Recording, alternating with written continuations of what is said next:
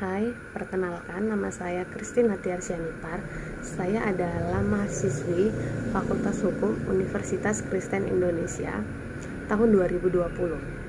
Saya membuat video mata kuliah Hukum Agraria yang dibimbing oleh Ibu dosen Dr. Diana Ria Winanti Napitupulu, SHMA, MKN, MSc. Peralihan hak tanah primer melalui pemasukan tanah dan bangunan menjadi setoran modal perseroan atau inbreng.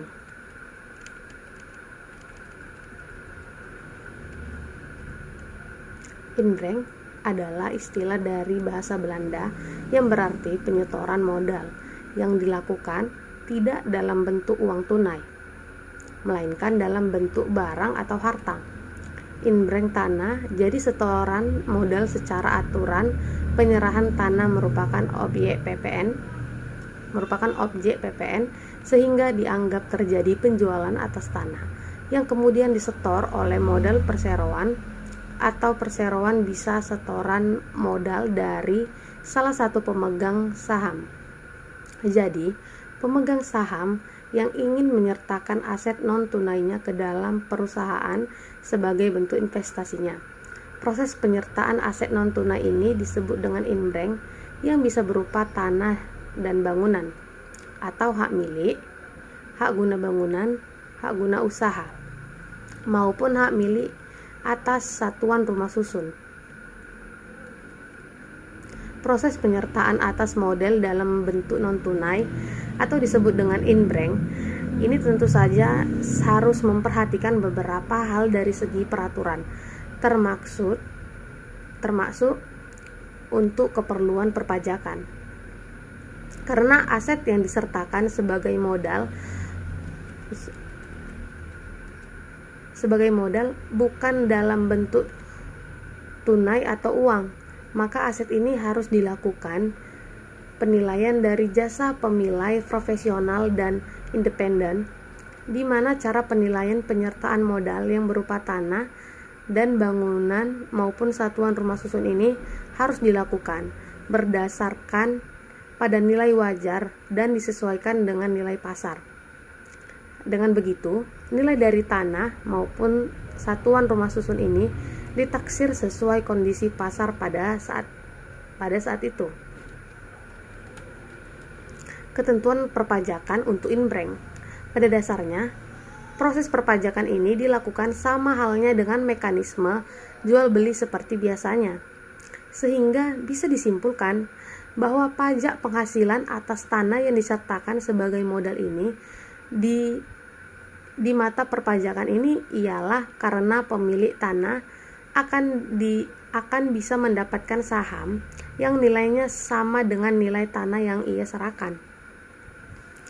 Cara untuk melakukan proses inbreng. Karena penyertaan modal atas tanah maupun rumah susun ini harus sah dan legal di mata hukum.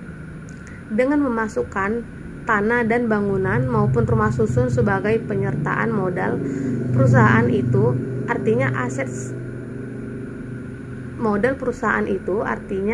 aset pribadi tersebut sudah sepenuhnya menjadi kekayaan milik perusahaan. Penyertaan modal non-tunai ini bisa disertakan bersamaan dengan Anda melakukan pendirian perusahaan, tetapi dalam hal PT masih dalam proses pengesahan. Bisa ditanyakan ke notarisnya, sudah sampai di mana proses pendaftarannya pada sistem administrasi Badan Hukum pada Kementerian Hukum dan HAM. Jika sudah dalam posisi tidak keberatan menteri, sebaiknya menunggu SK menteri keluar, baru dilakukan RUPS untuk mengubah anggaran dasar dan pelaksanaan inbreng atas aset-aset dimaksud. Karena jika dilakukan di tengah jalan akan menghambat proses SK menteri. Namun, jika masih dalam proses entry data DIAN 1, bisa dilakukan permohonan pembuatan akta perubahan atau perbaikan yang mengubah tentang setoran modal dimaksud. Akan tetapi, bila penyertaan modal perusahaan non-tunai ini setelah perusahaan didirikan dan telah beroperasi, maka Anda harus melakukan penambahan modal ini melalui mekanisme rapat umum pemegang saham atau RUPS luar biasa, seperti yang sudah diatur secara jelas dalam Undang-Undang Nomor 40 Tahun 2007 tentang perseroan terbatas, pasal 41 ayat 1. Sedangkan untuk peralihan hal pemasukan atas tanah dan bangunan maupun rumah susun ke dalam perusahaan ini juga diatur dalam beberapa peraturan seperti dalam Undang-Undang Nomor 5 Tahun 1960 tentang UPA.